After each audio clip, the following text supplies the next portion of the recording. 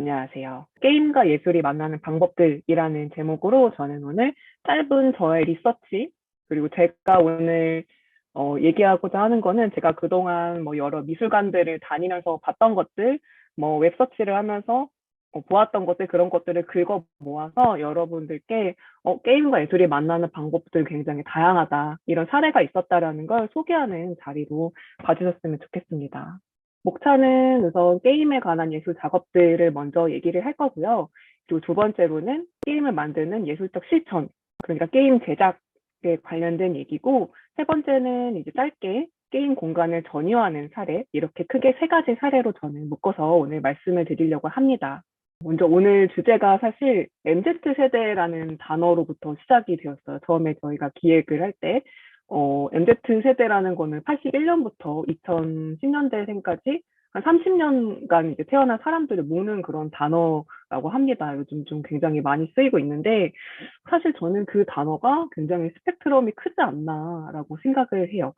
좀 한 가지 확실히 얘기할 수 있는 건 약간 MZ세대라고 하는 사람들은 어렸을 때부터 기계와 친구가 됐던 그런 경험이 있는 것 같아요. 되게 디지털 문화를 체득했다는 게 저는 좀 특징이라고 생각을 합니다. 물론 좀 이런 말을 하면은 MZ세대 이전에는 그러면 그런 문화가 아니었나? 뭐 게임에 익숙치 않았나? 라고 질문을 할 수도 있어요. 그전에도 1980년대에도 전자 오락실을 출입하는 문화 굉장히 보편적이었고, 사람들이 이제 집에서 콘솔 게임기를 많이 가지고 놀았던 그런 경험들이 있는데, 사실 이제 MZ 세대의 디지털 문화는 조금 더 일상에 녹아들었다고 저는 생각을 합니다. 약간 뭐라고 할까요? 약간 학교에서 끝나고 그 집에서 컴퓨터 게임을 하거나 PC방에 가는 그런 문화들도 있었고, 또 공교육에서 학교에서 컴퓨터실이라는 뭔가 공통의 그 컴퓨터 공간을 만들어서 같이 이제 교육을 하기도 했고요. 뭐 또 모바일을 가지고 다니면서 모바일 게임들을 이제 그냥 아무 때나 했던 그런 경험들이 사실 이 세대에서는 굉장히 당연한 그런 문화가 되었고, 그렇기 때문에 조금 더 게임이 일상에 접어들고 세상을 게임으로 바라보기까지 하는 그런 문화들이 조금 있다고 생각을 해요. 그래서 저는 좀 요약을 하자면은 이렇게 이제 MZ 세대가 게임에 굉장히 많은 영향을 받았고, 그 게임은 예술에서 하나의 매체가 되기도 하고, 그 모티브가 되기도 하고, 어떻게 보면 재료가 되기도 합니다. 그래서 저는 오늘 이런 것들을 뭐 게임이 뭔지 예술이 뭔지 정의를 할 수는 없지만, 좀 더 제가 그동안 보았던 것을 좀 나누고 어떻게 사람들이 표현을 하고 있는지 그런 것들이 좀 같이 나눴으면 좋겠습니다. 처음에는 게임에 관한 예술 작업들이라는 제목을 달았는데요. 가장 먼저 제가 좀 언급하고 싶었던 것은 올해 청주 창작 미술, 잠시만요. 청주 창작 스튜디오에서 열린 김태현의 개인전 파티원 구함이라는 그런 전시에서 만났던 게임의 형상들이었습니다. 이제 김태현 작가는 그 게임 속에서 만난 유저들의 초상을 그리는 작업을 했었는데요. 많은 사람들이 게임을 즐기고 있다 보니 작가는 자기도 게이머로서, 한명 게이머로서 그 경험의 모티브가 되는 작업을 했습니다. 보통 이제 게임의 세계는 익명성이라고 표현이 되는데, 이제 신분을 알 수 없는 다른 사람들과 교류하는 그런 장소가 되는 거죠. 그래서 뭐 이곳은 내가 아닌 또 다른 나의 모습으로 타인과 관계를 맺기도 하고, 혹은 이제 뭐 그렇다고 하더라도 목소리 같은 경우에는 좀 실제 목소리를 내면서 소통을 하기도 합니다.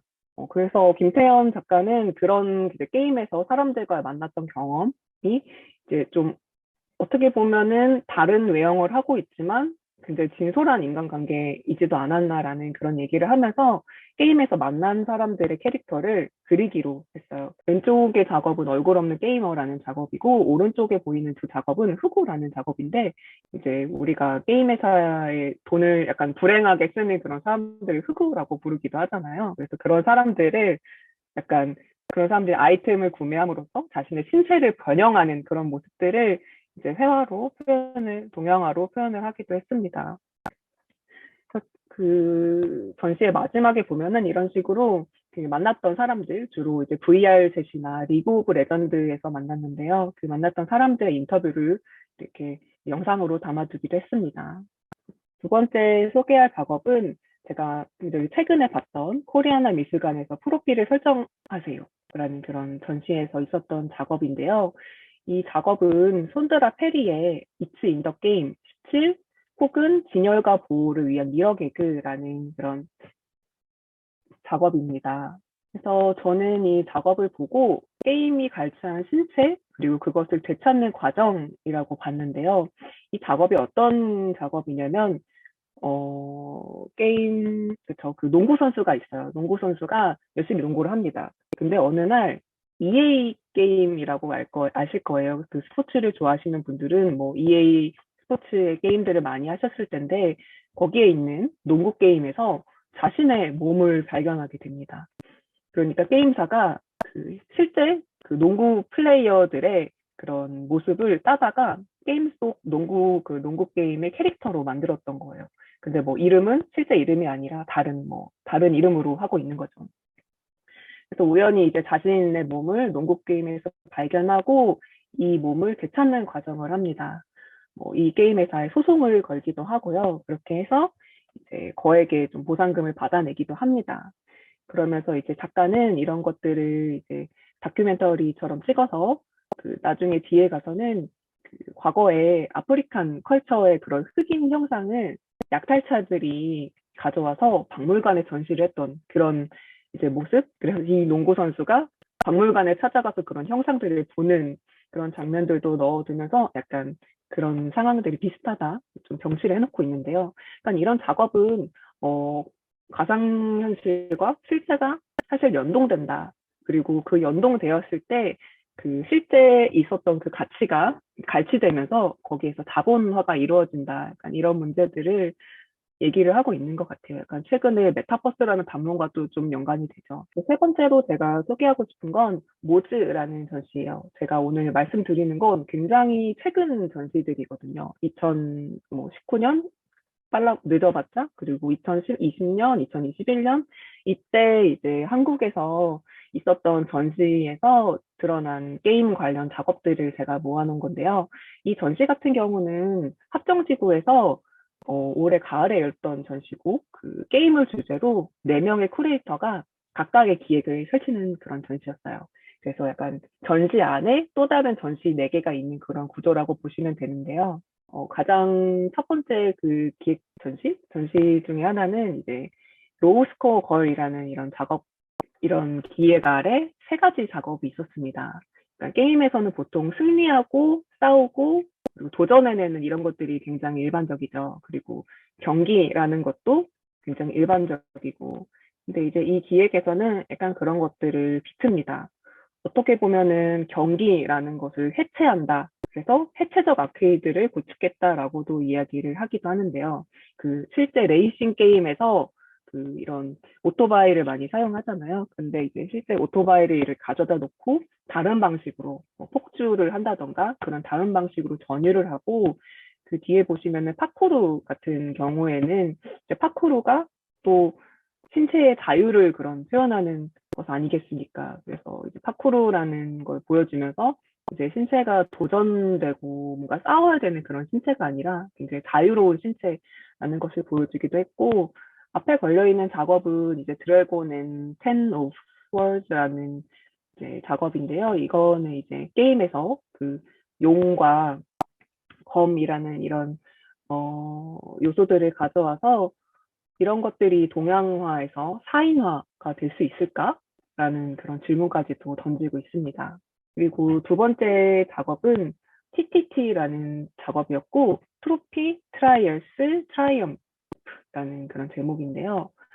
이거는 이제 서다솜 씨가 그 기획한 건데, 아카이브예요.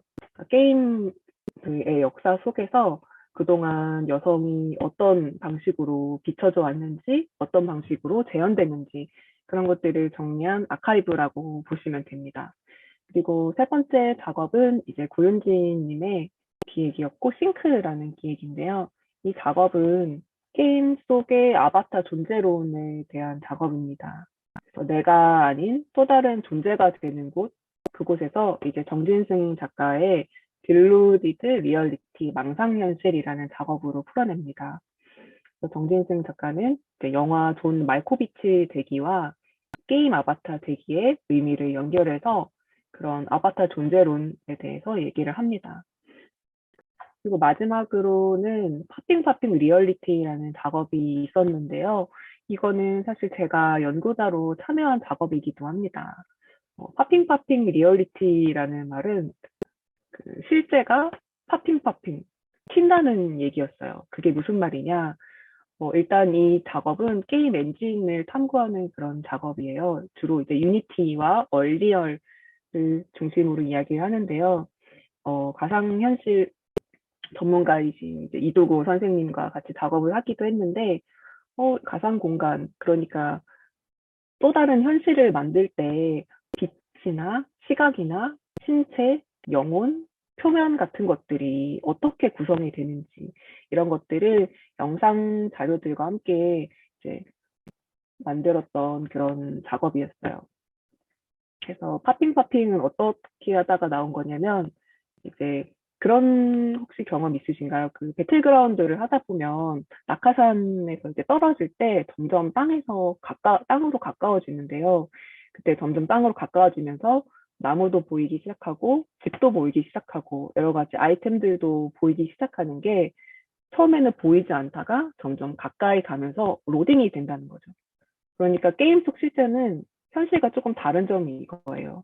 현실은 그냥 다 있고 내가 그곳을 가는 건데 게임 속 그러니까 가상현실에서는 그곳에 가까이 갔을 때 그 물체가 보여진다는 거죠.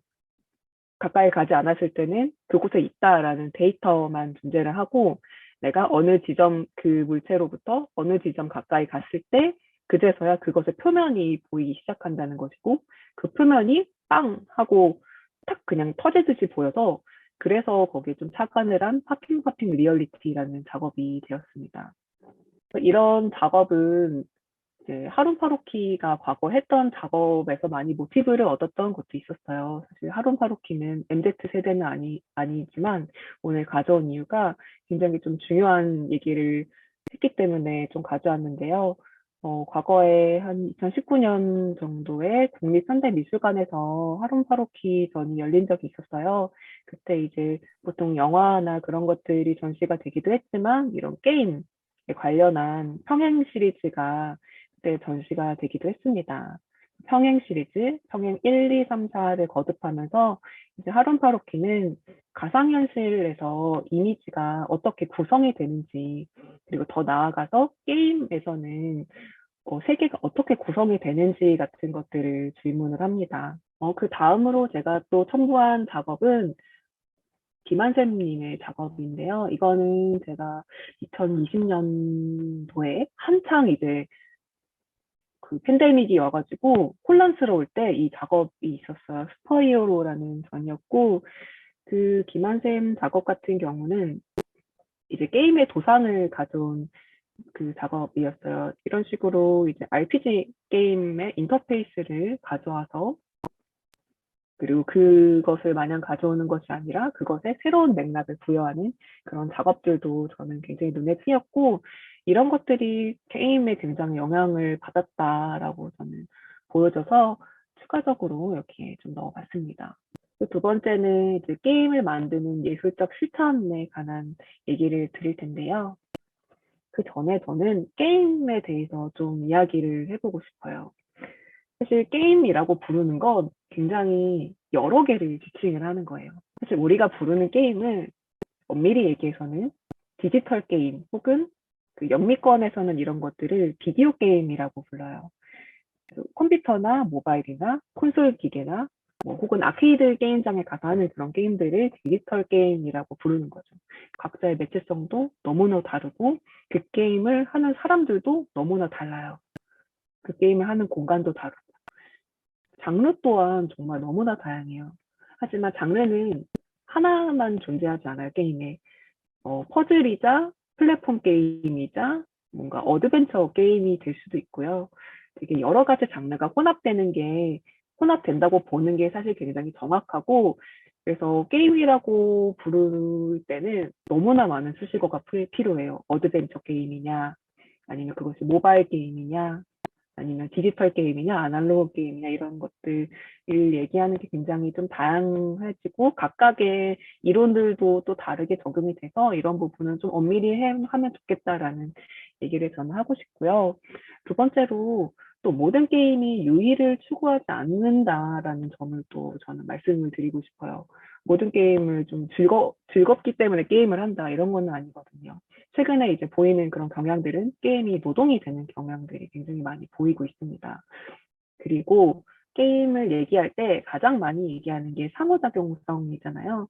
그러니까 다른 매체와 다른 점은 상호작용성이다 이렇게 얘기를 하는데 사실 이거는 반은 맞고 반은 틀린 말이기도 해요.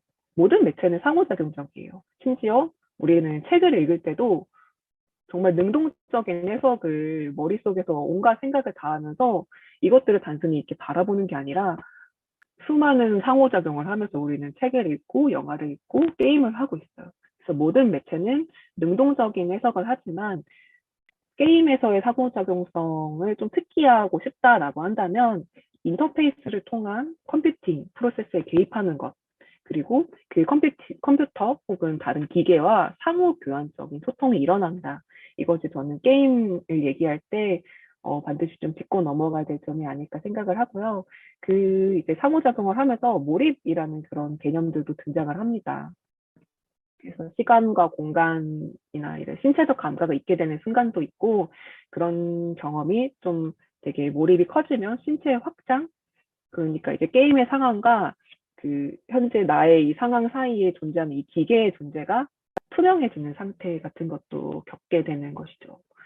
그래서 제가 또 최근에 봤던 작업을 또 가져와 봤는데요. 이 작업은 올해 아트 선재에서 있었던 호스트 모디드라는 전시에 있었던 작업입니다.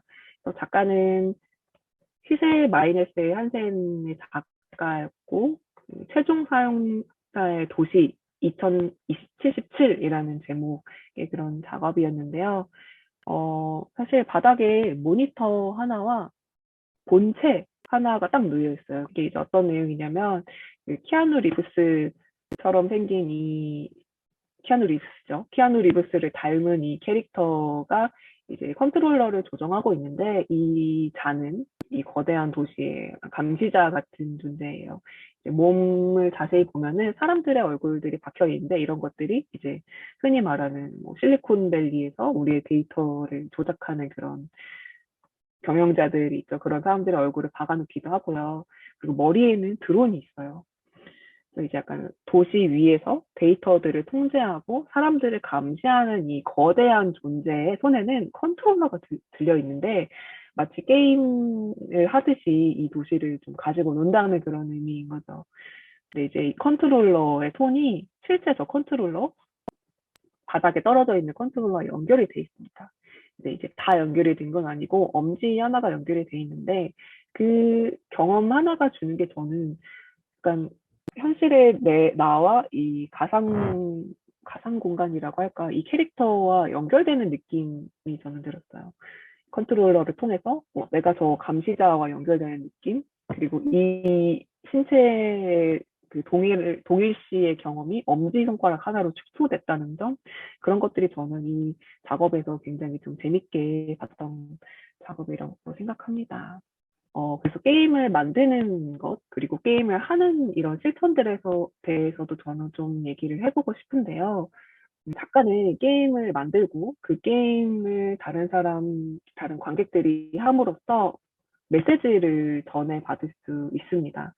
그런 것들을 이제 미국의 게임 이론가인 이안 보고스트 같은 경우에는 절차적 수사학이라는 말을 쓰기도 했는데요.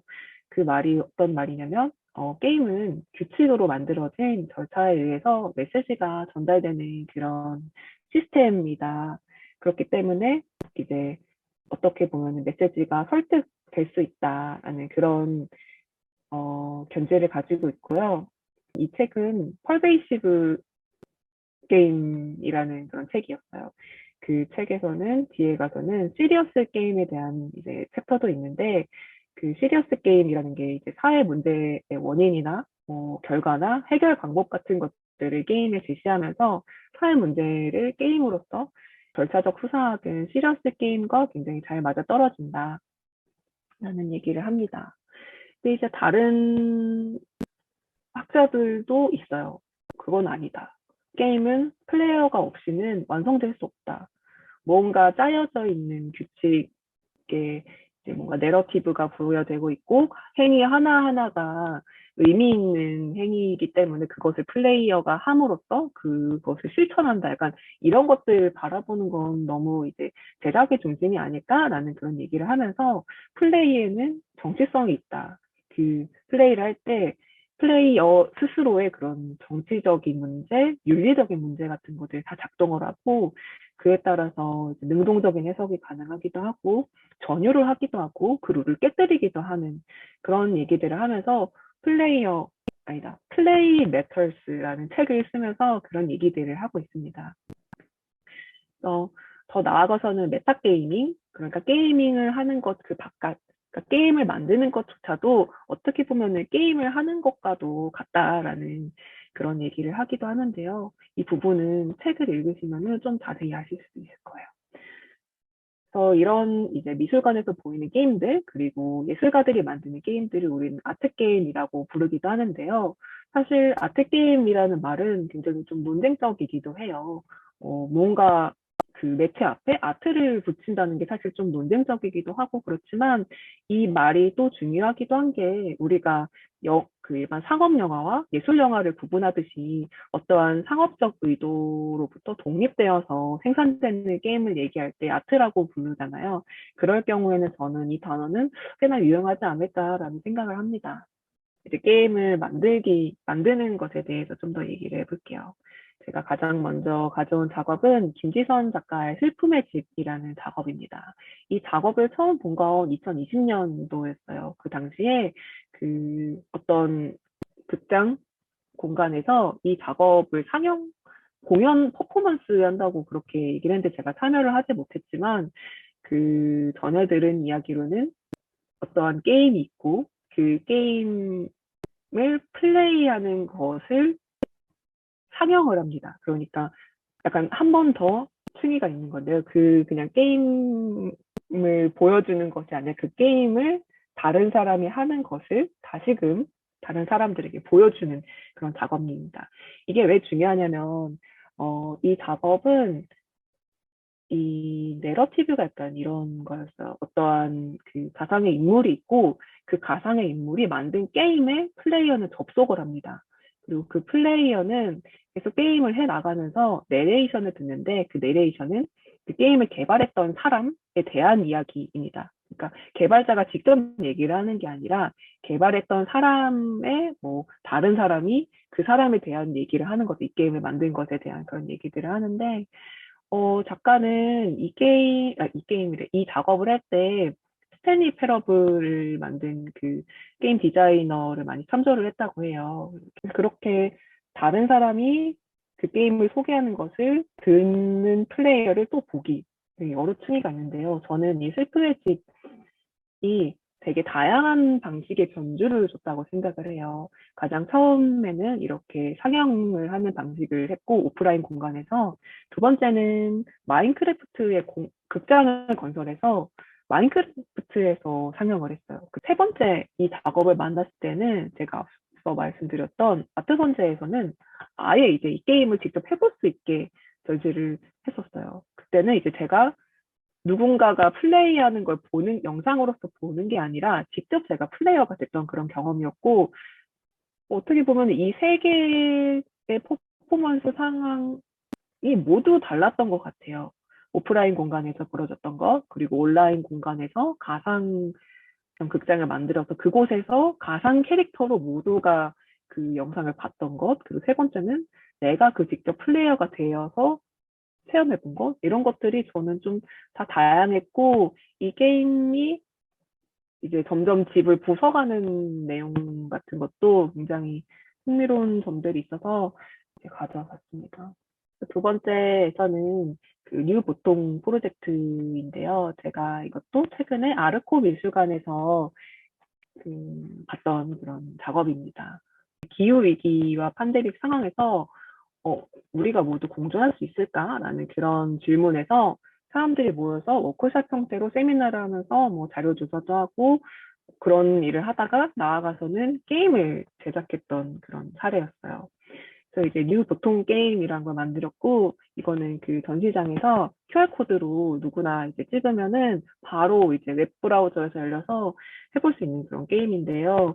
이 게임 같은 경우는 이제 플레이어가 가치관을 선택하는 그런 게임이라고 보면 됩니다. 그 화면을 보시면 알겠지만 이렇게 여러 개의 카드가 게임에 이제 제시되어 있고, 게임을 하는 사람은 조금 더 자신의 가치관과 맞는 카드를 하나하나씩 선택해 갑니다. 뭐 결혼제도 인정 범위 확대 혹은 1인 가족 커뮤니티 기반의 생애 디자인. 이건 약간 상반된 그런 가치인 거죠. 어떤 것을 더 지지합니까? 어떤 것이 좀 더 맞다고 생각하세요? 약간 이런 것들을 하나하나씩 카드를 선택을 해갑니다. 이러면서 뒤로 가면서 점점점 이제 결말이 나오고 당신이 이제 선택한 가치에 따라서 다른 결말이 제시가 됩니다. 그래서 저는 이런 것들이 이런 워크숍의 결과물로서 게임을 제작하는 실천이 굉장히 좀 유용하지 않았나라고 생각을 하는데요. 이런 게임이라는 매체를 선택함으로써 조금 더 많은 사람들이 게임이라고 하면 좀 더 약간 진입 장벽이 낮아진다고 할까요? 그리고 좀 더 인터랙션이 있기 때문에 조금 더 하고 싶다고 할까? 저는 그런 생각이 많이 드는데 게임이라는 걸 만들면서 이러한 워크숍의 내용들을 전달을 할 수도 있고 그리고 실제 그 플레이어를 워크숍으로 초대하는 것이기도 해요. 이 워크숍에 있지 않았던 다른 사람을 초대하는 그런 것이기도 해서 저는 이런 게임을 제작하는 실천 같은 것들이 또 하나의 의미를 만들어낸다고 생각합니다. 그 다음에 소개해드릴 작가는 몰리소다라는 작가인데요. 아마 최근에 코리아나 미술관 그 프로필을 설정하세요 전시를 다녀오신 분은 이 작업을 보셨을 수도 있어요. 몰리소다는 미국에서 활동하는 작가고 주로 온라인 문화에 굉장히 영향을 받은 작업들을 보여주고 있어요. 예를 들면 이제 뭐 유튜브나 뭐 인스타그램 혹은 뭐 또 다음 게임에 영향받은 그런 작업들을 하고 그런 가상 공간에서의 나 그리고 가상 공간의 다양한 그런 외형적 이미지 그런 것들과 나와의 관계 같은 것들을 또 생각을 하기도 하고 이 가상 공간에서 만들어진 또 다른 내가 그곳에서 공간을 만들기도 하고 그곳에서 또 다른 뭐 내가 돼 보이기도 하고 약간 다양한 이런 제가 말로 다 지금 설명할 수가 없네. 약간 이런 이제 작업들을 하고 있는데 왼쪽 같은 경우에는 Me and My Girls라고 이런 거죠. 약간 인터넷에서 랜덤하게 발견되는 그런 여성의 이미지를 덕지덕지 붙여놓고 그리고 그 뒤에 자신의 그런 셀피를 이제 보여주기도 하는데요. 오른쪽 같은 경우에는 마이 데스크탑 데코 릴렉싱 같은 경우에는 유튜브 컨셉이에요. 그러니까 자신이 뭔가 보여주는 전형적인 그런 유튜버 컨셉으로 이제 쇼를 진행을 하고, 오늘은 이 가상 공간을 저는 꾸며볼 거예요라고 하면서 막 뭐 쿠션을 찾아서 여기 자신 주변에 놓기도 하고, 근데 이제 제가 몰리소다한테 좀 되게 특이하다고 생각했던 점은 이 게임을 직접 만들었던 작업이에요. 이 작업은 제가 재작년에 그 팬데믹 이전에 미국에 게임 박람회를 갔었는데 그때 개발자가 이 몰리소다의 게임을 만들었다. 그때 이제 몰리소다와 함께 이 게임을 개발했었다라고 얘기를 해서 그게 무슨 게임인데 한번 나도 볼래 해서 이 여기 보이는 이 주소로 가서 접속을 해서 봤습니다. 몰리소다 본인이 굉장히 웹컬처에 영향을 많이 받았다고 했잖아요. 이 게임 롱박스라는 게임은 유니티로 제작된 게임이고 그 몰리소다의 굉장히 자전적 이야기를 담기도 합니다. 그러니까 어렸을 때 자신이 웹서핑을 하면서 만났던 그런 랜덤한 경험들, 그런 정말 마구잡이로 튀어나오는 성형 색깔의 이미지들, 그런 것 사이를 내가 탐험하면서 점점 뭐 다른 정보를 향해 가는 이런 서사를 담고 있기도 한데요. 이 게임을 만드는 실천이 저는 또 하나의 의미를 만들어낸다고 생각해요. 이렇게 영상이나 다른 작업을 할 수도 있지만 게임을 만듦으로 해서 뭔가 관객을 초청을 할 수 있다고 생각을 합니다. 그래서 이렇게 좀 게임을 제작하는 얘기들을 하면서 꼭 미술관에 있어야만 예술 게임일까? 라는 그런 질문도 할 수 있을 것 같아요. 이미 이제 게임을 만드는 것과 게임을 하는 것, 그리고 이런 인디 게임이라고 부르는 것조차도 모두 저는 이제 예술로의 참여라고 볼 수 있다고 생각합니다. 게임이 예술이 될 수 있을까라는 질문들을 종종 던지고 하는데, 그 질문이 의미가 있을까? 이미 게임은 예술의 도구가 되기도 하고, 그런 매체가 되기도 하고, 그런 게임을 하는 행위가 예술의 행위가 되기도 하고, 게임을 만드는 행위가 그렇게 되기도 하고 있는데, 게임이 예술이 될 수 있을까? 이거 너무 뭉뚱그려서 의미를 좀 분별하지 않고 질문을 하는 것이 아닌가. 어떻게 보면 좀 무의미하지 않을까라는 그런 생각도 던지고 싶은데요. 여기에 보여드리는 거는 이제 자신이 뭔가 예술가적인 정체성을 가지지 않고 정말 상업적인 플랫폼, 스팀이나 혹은 뭐 모바일 앱 스토어 같은 곳에 상업적인 게임을 출시한 사람들의 게임조차도 굉장히 예술적인 실천들을 이제 보여주고 있다. 게임을 제작하는 실천, 그리고 그 게임에 참여할 때도 다양한 맥락들이 발생을 하고 있는데, 이런 스탠리 패러블 같은 경우는 아까도 소개를 해드렸죠. 어떠한 가상의 인물이 있고 그 인물이 그 공간을 탐험하면서 어떠한 내레이션을 듣게 되고 그 내레이션을 따를 것인지 안 따를 것인지, 어떻게 보면 플레이어 스스로가 자신의 엔딩을 선택하는 것과 달라요. 선택하는 것과 같아요. 저는 이러한 그 예시들이 이미 이제 게임을 하는 사람들, 게임을 만드는 사람들이 예술에 참여하고 있지 않을까. 그리고 이런 것들이 상업 플랫폼에 닿았을 때 굉장히 또 성공을 했단 말이죠. 이런 것들이 전 세계에 유통이 되면서 많은 사람들이 같이 공감을 하고 이 게임을 굉장히 재밌는 게임이 아니라 의미 있는 게임이라고 생각을 하고 미학적인 게임이라고 그렇게 부르게 되었을 때, 어떻게 보면은 또 다른 약간 뭐랄까 예술가로서 상업적 성공을 얻게 된 것이 아닌가, 그런 생각도 저는 하게 됐습니다. 마지막 케이스는 게임 공간을 전유하는 그런 케이스들을 전 또 가져왔어요. 첫 번째로는 안가영 작가의 작업인데요. 프로필을 설정하세요. 마찬가지로 그 전시에서 제가 봤던 건데, 안가영 작가는 지속적으로 게임에서 신체 해방을 노릴 수 있을까를 계속 질문을 해왔습니다. 여러 그동안의 작업에서 가상 공간의 그런 페미니즘적인 얘기들도 많이 해왔고, 특히 이 즐거운 생활 온라인이라는 이 작업은 그 세 명의 작가가 등장하는 머시니마입니다. 그래서 저는 VR 채색 공간을 전유한 그런 작업이라고 봤고, 이 작가가 평소에 가상 공간에 등장하는 신체성 그리고 그런 정체성의 소외를 잘 상고했다고 생각합니다.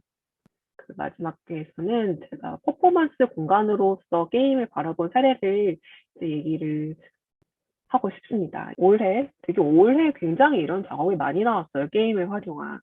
이제 가상정거장에서 배틀그라운드를 활용한 그런 퍼포먼스였고, 오영진 선생님이 기획을 하셨었던 그런 작업이기도 한데요. 이게 어떤 것이었냐면, 배틀그라운드라고 하면 굉장히 피가 튀기는 공간이죠. 그런 배틀그라운드의 공간에서 수십 명의 유저들을 초대를 합니다. 초대를 해서 여기서 우리는 배틀로얄을 하자는 게 아니라 여행을 해보자. 모두가 무기를 내려놓고 가이드 한 명의 지시에 따라서 어딘가로 움직이고 그 주변의 자연물을 살펴보거나 혹은 이런 역사와 관련된 구성물, 사실 배틀그라운드의 모든 맵들은 어느 정도 역사적 사실에 좀 기반한 그런 맵 같은 것도 있어요. 그래서 그곳에서 등장하는 그 역사적 구성물들이 어떠한 의미가 있는지, 이런 것들을 정말 가이드와 투어를 하듯이 이제 이 공간 자체를 전유하는 것이죠. 그래서 어떻게 보면은 이 배틀그라운드 에란겔 섬, 이 거대한 에란겔 섬 하나가 퍼포먼스의 공간이 될 수 있었던 그런 가능성을 보여주는 사례였습니다. 이런 식으로 저는 오늘 되게 다양한 사례들을 얘기를 해보고 총 세 가지 게임과 관련된 그런 그 미술 작업들, 그리고 두 번째는 게임을 만드는 그런 실천들, 그리고 그 플레이어를 게임에 초대하는 그런 실천들이 있었고, 마지막으로는 게임 공간을 전유하는 그런 사례들, 이렇게 세 가지로 나누어서 이제 정리를 해봤는데요. 게임이라는 것이 중요한 매체로 등장했다는 것이, 저는 기존에 굉장히 게임은 뭐 어린이들의 것일 거야, 혹은 게임은 그냥 심심풀이하는 공간이지, 이런 정말 약간 그런 생각이 조금 아쉬웠는데, 그런 것들이 사실은 우리의 일상에 굉장히 녹아들어 있고, 그런 것들이 우리 문화에 굉장히 근간을 이루고 있고, 우리의 사고는 굉장히 게임적으로 요즘에 흘러가고 있는 것들이 많다는 생각을 저는 많이 했기 때문에, 최근에 등장한 이런 게임과 관련한 작업들을 굉장히 즐겁게 봤고, 오늘 약간 소개, 제가 했던 소개가 좀 즐거우셨으면 좋겠어요. 저의 발표는 여기까지.